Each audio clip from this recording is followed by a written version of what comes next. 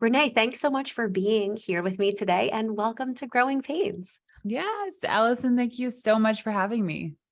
Yeah, so I'm really excited to dive in and get to know you a little bit more and what you guys are all about at We Wild Women. So tell me a little bit about your business and your family at home.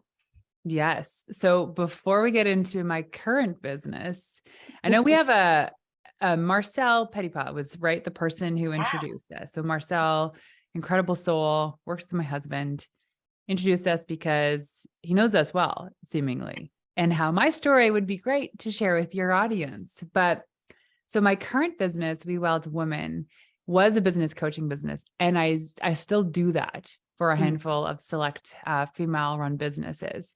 But it's really morphing into a business that helps women create bigger impact. So taking what they love doing today with their business and amplifying that online. Mm. Basically, PR. And that's my roots. Mm. But yeah, so a lot of changes happen as of late with the business, which I am loving. But how it all got started was I launched a PR agency in the same year I had both of my sons. So I have Irish twins. Oh my God. I incorporated when I was 8 months pregnant with my first son, and 11 months later, welcomed our second son, Noah, and grew that business out of the water, had clients from all over the world, South Africa to San Diego. We were recognized as one of the top PR companies to work with if you were a funded tech company. Mm. Um, and yeah, so we went through those growing pains because I assumed that having a baby meant that they just slept all the time, right? And so they're just sleeping. I just feed them, birth them, and then I could work. But you learn quickly that's not the case. And so after 5, 6 years, I started to burn out pretty bad. Mm. And then things morphed into what I'm doing now at We Wild Women. But that's it in a nutshell. That's so great. What were some of those like red flag moments where you were like, man, this is just totally not sustainable for me and mom life and family life and just burning out like this? The first big one was that I crashed my car into my husband's car, two brand new vehicles, and no one was hurt. That was the big moment when I was looking forward while backing up. Mm. And I was just so exhausted, mummy brain, focusing on like my first company offsite retreat to make sure the team was good and on the same page and understood the vision of the company. So a lot of planning while having a 3-month-old at home, going away overnight for 2 or 3 nights. It was just like it's when it started, Mm. right? So it started at the early stages, but I was like, oh, that's one incident. And Mhm. then there was like all these little things that were happening in between, like physical issues like mastitis and like all these things that were happening, postpartum depression. And I was like, oh no, this will just be like 1 or 2 months and I'll get over it. And like, sure enough, you get over it. But then there's something else that comes up. Mhm. And I never gave myself any grace or any capacity to eat well, sleep well, work out. So I was last on the totem pole of priorities, as many women are. Yeah. But when it started to realize that it was affecting my relationships, like all my relationships, including my relationship with my children, I was like, this is it. The cherry on the top was when I was bringing the boys to daycare. So my husband and I had a routine where I would drive them to daycare and he'd pick them up at the end of the day. Mhm. And so they would usually get dropped off at about 8:15. And at this one incident, I think my youngest Noah was probably about 4 or 5 months old. And when I was dropping Max and Noah off, um, normal morning, midweek, going through my typical routine, which was not very healthy, getting like a big sugary coffee with a gigantic bagel full of butter. And I go to the office, park my car, and I start to go inside and I was like, oh, forgetting something, thinking, I forgot my lunch in the car, but there was this weird feeling. I look in my back seat and I forgot to drop off Noah. He was in my car. And yes, this happens, but Yeah. I'm so thankful that it was that in between season where it wasn't too hot or wasn't too cold. But I was like, oh my gosh, how did I let this happen? Because he'd fallen asleep and he was so quiet. Mm. And turned the car around, went back to daycare. And I was like, why didn't anybody call me? They're like, oh, we figured you were busy or you just forgot to let us know that maybe he was homesick or something. And I was like, no, like I forgot.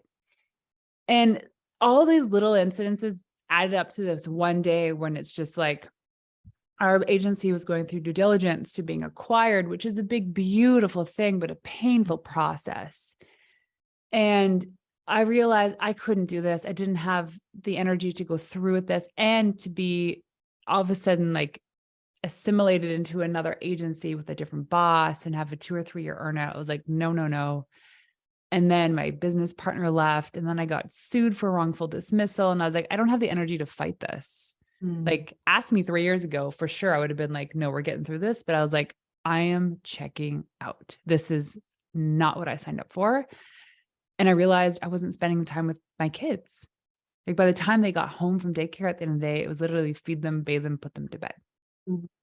They're just getting like what's left of you at that And point. there wasn't anything. It was like, it was crazy. And here's the thing is, I know there's a lot of working women out there that they're like, yeah, Renee, that's my story. How are you unique? They went to daycare full time when they were 4 or 5 weeks old. And we live in this big, beautiful country called Canada, in which anybody who plays into employment insurance gets a 12-month mat leave. We don't get that as entrepreneurs. Yeah, no, we don't. Right. And so it's scary. it's scary and it's ridiculous. Like, here I am employing 12 people and they can get all the mat leave they want. And the risk is on me that they have that security. And I love that. But for myself, it meant like, I'm the foundation of this business. If I crack and crumble, they'll come with me. Yeah. And I never recognized that. And I was like, this is stupid. What am I working on that needs to go? And that's when we started creating all of these operations manuals for our family life. Yeah, that's super interesting. So you focused on creating more excitement and value-based activities inside of the business and shifting the way that you work with folks, but you also did that at home? Oh yeah. So it's like, so at the same time is my husband was he sold one startup. He was raising around for his another startup. If you know anything about the startup world, it's all consuming, right? You don't have the partners together launching their businesses at the same time while having a baby or babies. Just don't do that. None of it made sense. There were literally times when we were high-fiving each other at the airport. Someone was coming and somebody was going, and we look at each other like, who's watching the kids? And they were 1 or 2 years old. That's and incredible. like back then we were so proud of those stories, and now it is a story I can share, but it was wrong. It was so wrong. And so we're like, oh, well, our businesses are doing well, but our family life isn't. How are our business successful? Well, it's because we have these operations manuals and these systems and these processes and procedures. Why don't we just take that ugly stuff and apply it to our family life? Like, oh, okay, what does that look like? And it really meant looking at our week, our month, our quarters and years, and starting to understand the pieces of our day that we don't love doing, right? For instance, I hate cooking. A lot of people enjoy cooking. It causes me stress. So why not outsource that? Yeah. Instead of getting the cleaning lady every other week, we get her once a week, and then we got her twice a week. Today, we have a full-time house manager. That's incredible.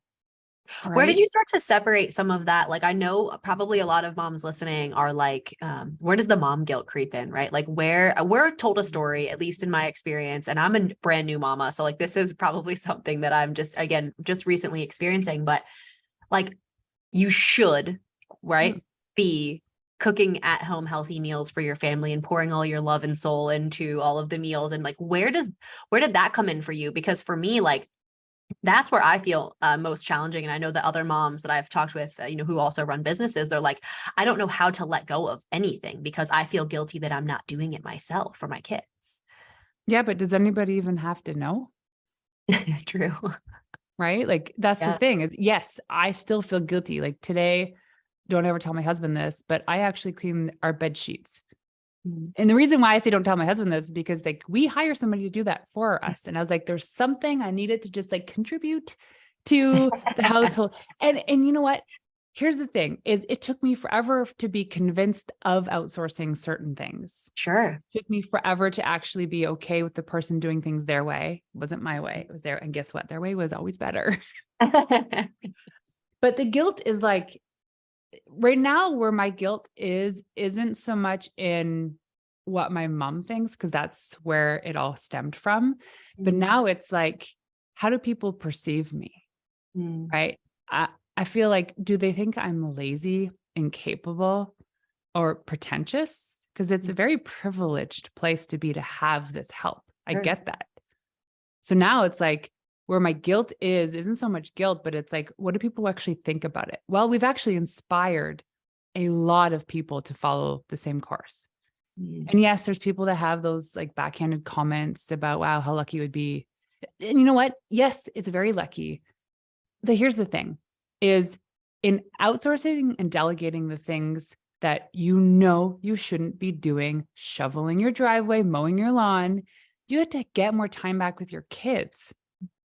And this is quality time. Like, I played a game of Clue last night twice, plus made protein balls with my son because he wanted to. Right. And like, that's his love tank was overflowing, like, holy geez, so much love in my love tank, mama. This was the best night ever. that's so sweet. But old me would have been working, would have been like putting on a TV show. You guys sit there, stare into the tube while I get some stuff done. Mhm. And How was that really, shift at home? I wonder, like, you know, when you're talking with the kids and talking about how to, like, you know, create some more time together, was that a shift that was challenging to make, or were they just like, yes, mom's finally here and hanging out with oh, us they're again? just appreciative Yeah. and they want more of it and more of it. And it's fine. I'll give them as much as I can give them. But they do realize, like, Dan and I have our businesses. We have a life outside of being parents and a family, and they respect that. And listen, we live an integrated life, so we'll bring them with us to places. Like, Yeah. when Max was 2 months old, he went to Dan's board meeting, like in a bucket baby seat on the boardroom table in an office in downtown San Francisco. And they're like, this is amazing. It's like, yeah, this is my son. He's part of my life and he's here. He's going to sleep through most of this. If not, he'll wake up and somebody will hold him. No big deal. Mm. So there's a couple of incredible things I want to unpack from just that story, right? I think of you guys integrating your kids more into your life, and, you know, mom and dad aren't just one dimensional, right? They're not just mom and dad, right? They're multiple different facets of who we are as people. And I think there's kind of two things I'll ask. Maybe I'll ask the first one first is, how do you guys talk to your kids about entrepreneurship and becoming a more well-rounded individual? Is that like a common thing that you guys talk about with them and really All try the to time. foster? Yeah. Yeah. It's like, a lot of kids growing up, they want to be like a firefighter or a police officer or something, because there's something heroic about these. And we've always, as far as I recall growing up, especially reading the books, is we've really put these positions on a pedestal, Mm. right? Like, and for women, for me, it was like, be a teacher or be a nurse, which I absolutely have 100% respect for those positions. But there was really no other options given. Mm-hmm. It's like, get a job, work for the government, get a pension, work 8:30 to 4:29, don't stay late. And then you live a comfortable lifestyle. Well, oh, wow. We learned the lesson that you can be anything you want to be. I know that sounds pathetic, but you really can do whatever you want if you work your butt off to earn it. Mm-hmm. And for our kids, what we taught them is like, yeah, you could be a firefighter if you want to, a doctor, a lawyer, a surgeon, whatever it is you want to be. But there's also this option called being an entrepreneur. And let me tell you about the economic benefits of this, but also the downsides. Sure. And I said this to a friend once, and it was one thing I'm still juggling whether or not I regret, was we're talking about her boyfriend, and she's an entrepreneur. He's not. And he was always questioning about why she was working these weird hours and all the time. And I go, what's his job? And she said it. And I said, you know what? He'll never be a millionaire. And she's like, like offended by it. Mm. And I go, do the math.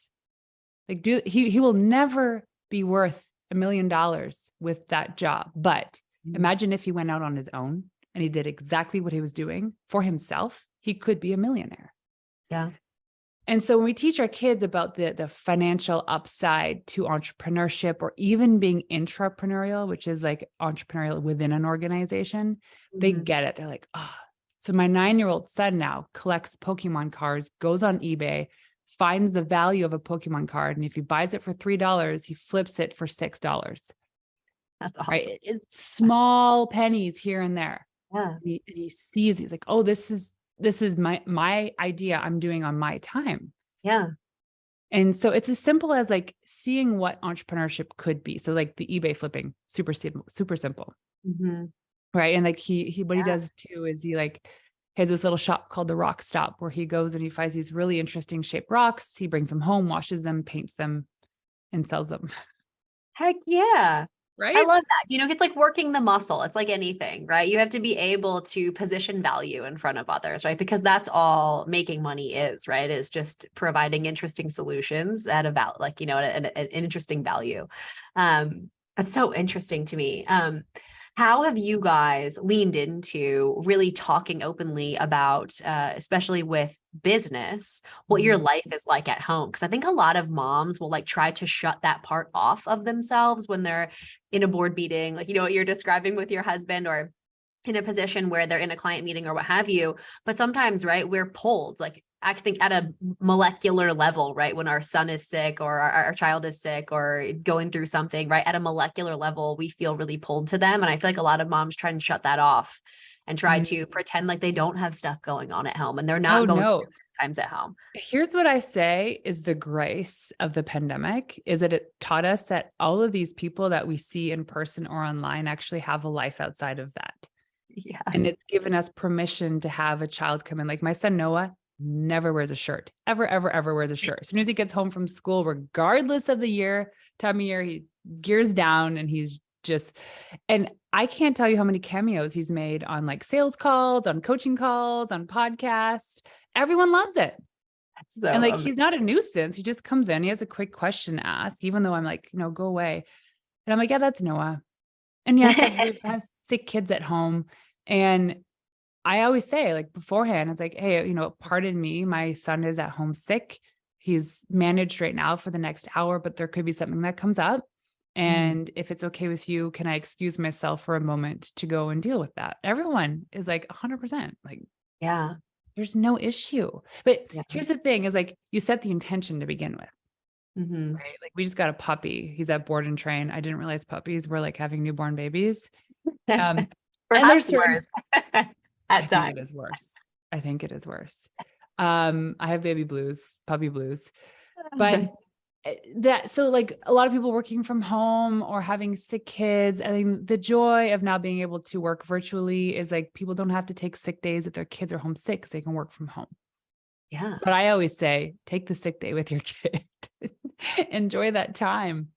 Yeah, because I think even too, like I just mentioned, right, your mind is elsewhere. And so if you can take a day or 2 days, figure out how you can get your son or daughter through this moment in their life and really feel comfortable leaving them and then showing up as best self at work, I think ultimately, right, it's probably in all of our best interests to handle it that way instead of kind of phoning it in, right, making careless mistakes, burning the midnight oil, all that stuff, right?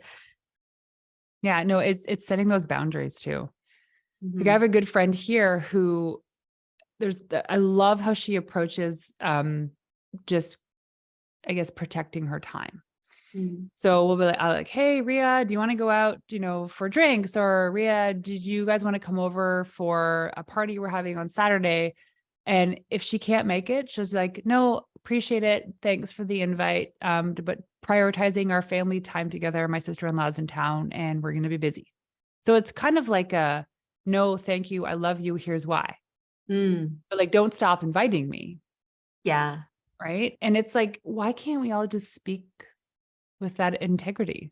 Why can't we just be like, hey, my son's home sick. I can join you at 70% capacity right now, or maybe we can reschedule later. Yeah. There's no shame in that. Yeah. And I think to your point earlier, every person, at least that I've personally shared a personal just experience with, said, hey, listen, I'm not my full self. Would you give me the grace to do X, Y, or Z thing? They've always met me with compassion. Right. And I think we're always so afraid that someone's going to be like, absolutely not. And also, I'm not your client anymore, or whatever our biggest fear is that that's going to happen. It's just not. No, I think there's moments in our life where there's like the seasons of hustle. And then there's those seasons of like calm.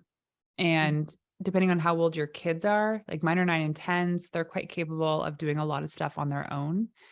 And they've been sick so many times in their life now, they get the routine. They actually get their own puke bucket and towels now, and they get Like they just set themselves up because they figured it out. And I mean, that's the other thing too, is giving them the autonomy to do things themselves. Mhm.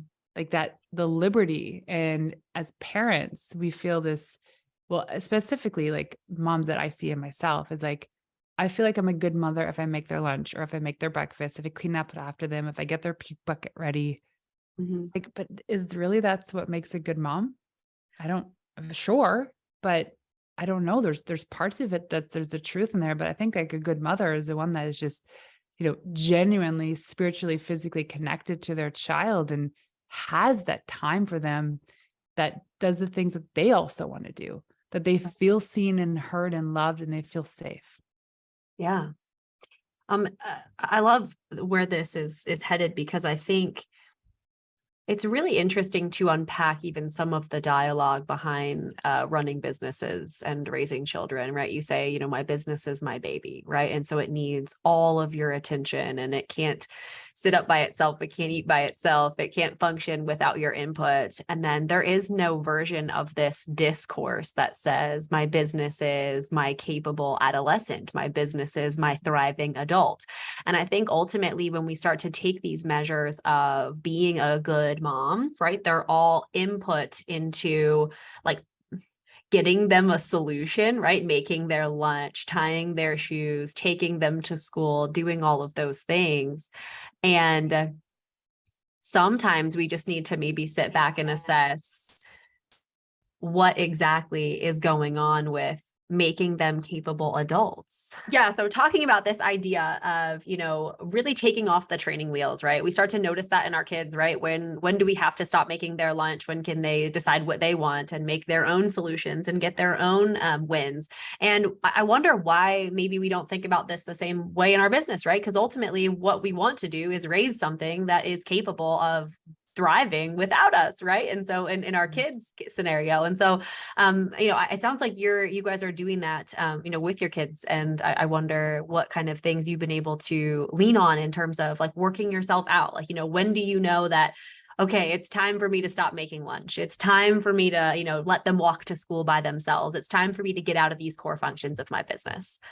Well, there's a lot of cultural, societal things that we're kind of butting against. And I Mhm. actually had this conversation with somebody earlier this morning, actually a coaching client of mine, about how my son so Noah, my 9-year-old, he has friends that are petite in size.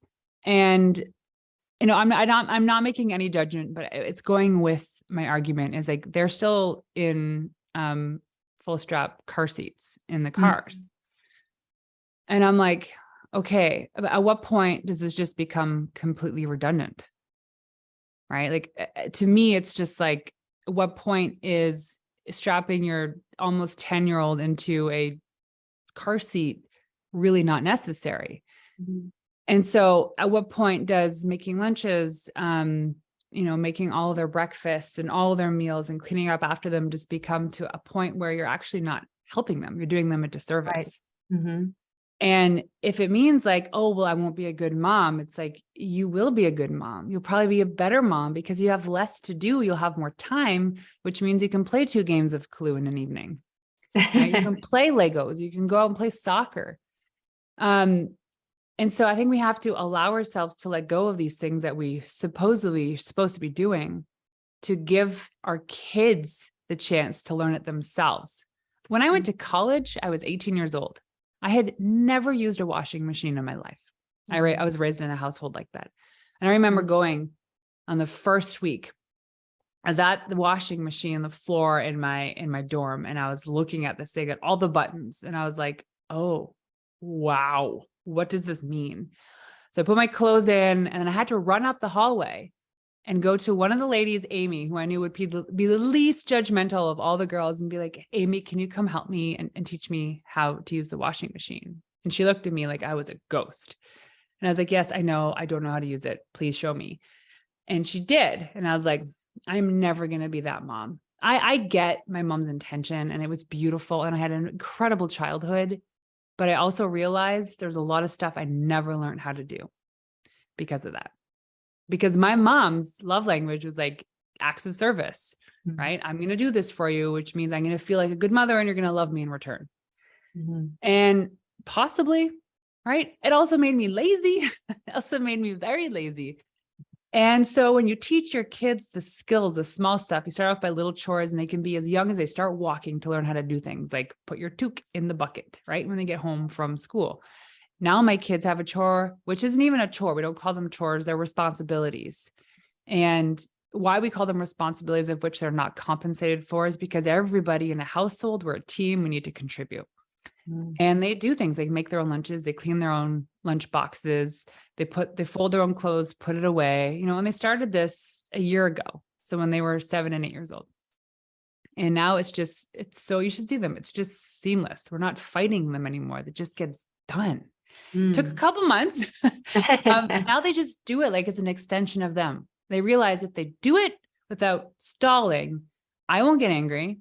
Then nobody gets mad and everyone's happy. And so why stall? And it's a little thing. So like as soon as they learned that one chore, then they learned to like take out the trash and pull it in. And so every time it's kind of like stacking, right? Those habits, they get really, really good at one thing. Then we teach them something else. And then we teach them something else. And now they can do a lot of stuff. Like they took a home alone course a few months ago. So, in BC where we live, there's no rules about really what age a kid can be left home alone.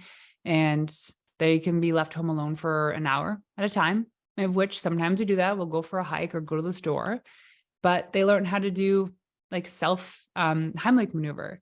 They learn fire safety. They learn all these things, and people would be like, but they're only 9 and 10 years old. I'm like, yes, that's also a very great age to be teaching them these things. Yeah. Now they have these life skills.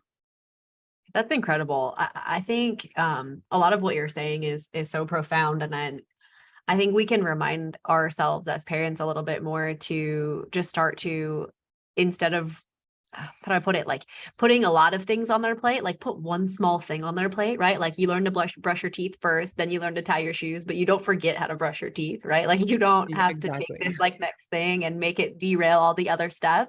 And how have you employed that perhaps in some of the business ventures that you run and in your own business? I wonder too, like how can we empower our team to do the same thing, right? Have the confidence to be able to contribute meaningfully in the business, without the owner's handholding. Give them the freedom to fail. And here's the thing is like, just like parenting with our businesses, we're so often afraid to delegate because people aren't going to do things your way. But most of the time they find a better, more efficient way to do it. If you say like, anytime we created an SOP within my organization and we would train somebody on it, I'd say, here's the way that we do this now. I'm not telling you that it's the right way or it's the most efficient way. So I'm actually encouraging you to find a better way of doing it. But until you learn how to do it, this is how we do it. And when you give people that freedom to be able to like look for opportunities to make something better, and they're really passionate about the task at hand, they will find better ways of doing it. And then they have they're so proud because they have this sense of ownership of how they made a process more efficient, or they saved us money, or they made us more money. It's rewarding for everybody. Yeah, no doubt. I know you mentioned too that you believe in seasons of hustle and seasons of rest. What gets you through those seasons of hustle as kind of juggling both sides of you or multiple sides of you, right? Yourself, your business, your home life, your relationships, all that. Well, honestly, it just comes back to the same old water. So hydration, exercise, sleep, nutrition. Yeah. People are like, oh, Renee, we wanted a secret hack. There's no secret hack. It's like, you found like the foundation of you physically and mentally needs to be healthy to get through anything. Totally. And the first thing that goes is all of those things because it's the easiest thing to let go of. So I'm going to extend my day to a 16-hour day. I'm going to compromise my sleep. Great. That's fine for a couple nights, but then it starts to get, and here's the thing is now you open up yourself to getting sick and welcoming other diseases. It's like, why would we do that? So protect your sleep, right? Protect your exercise, tie with family, and then work. And then, and here's something too. So for my podcast, it on average takes about, 5 hours from an episode being recorded to edited to all of the beautiful things in between to get it published. And I always used to do some of the stuff on Tuesday mornings, and then I delegated it. And then a couple summers ago, the person that was working with me got sick, and she said, like, on a Monday, she's like, I can't do this because she was just diagnosed with a brain tumor. And I was like, oh my gosh, she's fine now. But it was like immediate. Now, all of a sudden, I'm doing this work. Mm. So back to the process, and I found ways to improve it. And then it still came back to being about, 4 hours post edit of all the stuff we had to do. And not that long ago, I was doing it again, and I'd forgotten to do it for the week before. And I was only given 2 hours to get the work done. And guess what happened in 2 hours? I got it done. Yeah. I got it done. The exact same standard. Because they say a small business will eat the resources available to it. So if I say, I need you to write a 750 word blog post by Friday, can you do it? Yes. If I said to you, Alyson, I need you to write me a 750 word blog post in the next 2 hours, can you do it? Yes. Maybe the quality will be a little bit better. You'll still get it done. Yeah. Right? Yeah. Yeah, it's funny and I use this example actually. So when we had our first son, I gave up my office in our old home to give him his nursery, like his own room. And I remember being like, I'm going to go upstairs and I'm going to work in kind of like our bonus room, we called it, like the room where we just like, had the big lazy couch and all the things, right? And we played games and hung out as a family. And I remember taking the things out of that office and being like, there's so much stuff in here. Like, I don't need all this stuff. I just need my mic and my computer and like a little notepad. And that's pretty much it. Why do I have all this stuff? And I think we expand into the space that we're given. And I think it's so challenging sometimes to then reimagine how you might function with less. And I think we talk about that quite a bit when we look at businesses that are doing some lean operating, especially through, the pandemic and stuff. But you grow to the space you're given. Yeah. I remember one time we did an audit of our monthly expenses because we had such incredible cash flow. And when like everything's in the black and like you're crushing it, you just forget about that stuff because it's so insignificant. But monthly, we're spending $2,500 on extra software stuff, like extra seats on HubSpot here and there. And those people weren't even with the company anymore. Mm. And I'm like, wow, that is like half of a person's salary that we were spending on useless crap. Where else are we doing this? Yeah. And it's true. It's like, I'm even looking around my office now. You're making me feel a little bit guilty. It's a big room. It's a very big room and there's stuff. And here's the thing about stuff is it's just more things to clean and worry about. Totally. And if you want to have less worries in your life, have less stuff, have less things. And I'm not just talking about physical things. I'm talking about like relationships, even people on your team that might not be a good fit, software, you name it. I love that. I think, so we just moved recently and one of our very good friends came over for dinner a few months ago and he had seen our house for the first time. And he's like, whoa, you guys, did a lot of work here and this is so great. And it looks so great. And he was so wonderful. And we had such a lovely time. And I was like, how are you getting, cause he's actually currently growing his own business. I was like, how are you getting through this season of your life? He's like, I'm working crazy hours and whatnot. And I'm like, how are you getting through this? Like, what are you leaning on? And he said, you know what? He's like, I really took a good assessment of the people who are in my life. And I said, this person is helpful and always, gracious to me and always welcomes me as I am and makes me feel really good. And some of these other folks, like while I might have another season of my life where I can re-engage those relationships, he's like, I had to be very, very, very intentional about how I made those decisions. And it sounds really challenging, but I think especially when we start to talk about the time we spend away from our family, whether that's with other relationships in our life or with our business or any of those things, that time needs to be very intentional. It does. Oh my gosh. And here's the thing, as they say, Beyonce has the same 24 hours a day. And I get it. She has a whole army of people working with her. And access to a lot of funding. Right. But she started somewhere and she got to where she is. And yes, she works hard. She's very diligent. Mm-hmm. We all have that in us. Mm-hmm.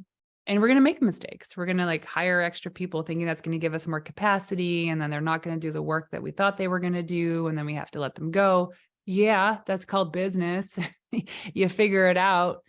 But I will say this, the more mistakes you make when you're starting, the easier it is for you to keep going past failure. because you build that muscle, right? Like when I was sued for wrongful dismissal, I was like, how dare this person do that? There's no grounds for this. I was insulted and I was broken for so long. But now I know the process. And if it were to happen again, I know what to do. Yes, it's an inconvenience, but I'd be like, yeah, I've been through this before. Yeah. I love that. Honestly, Renee, this has been so wonderful chatting with you. I think a lot of, I mean, I always say this often is like, I feel like some of the sessions that we do on growing pains, like when I interview mompreneurs, I'm like, I need to hear all of this stuff. I need to be encouraged like this. So I really do just appreciate you coming in, sharing your journey and all the valuable things that you have. What's next for you next year? What are you excited about? And where can folks find more about what you're doing? I am so excited for next year. I just got back from a Date with Destiny. So Tony Robbins' most week-long, like intense week-long event. And my big dream is to buy a 1970 Chevelle SS, because Tony says there's no shame in wanting to have beautiful, expensive things in your life. And I want this muscle car. And my goal was to win a CrossFit competition. Well, 48 hours after coming back from Date with Destiny, I competed and I got third at a CrossFit competition. Hell yeah. And so what's next? I don't know. I'm pretty sure that if I write it down, it'll happen. This past fall, I launched my morning practice planner, which is a 6-month productivity planner for female entrepreneurs who are mothers. So you can go to morningpracticeplanner.com to find that, or you can find me at wewildwomen.com. And I'm linked to all social there, as well as the planner. Fantastic. Well, thank you so much again for your time and just sharing on the show. I'm sure that so many women listening are going to have some tangible action steps and just honestly feel supported by some of the things that you've grown through and went through with your business and your family. Yeah. Well, thanks for having me. All right. Thanks again, Renee.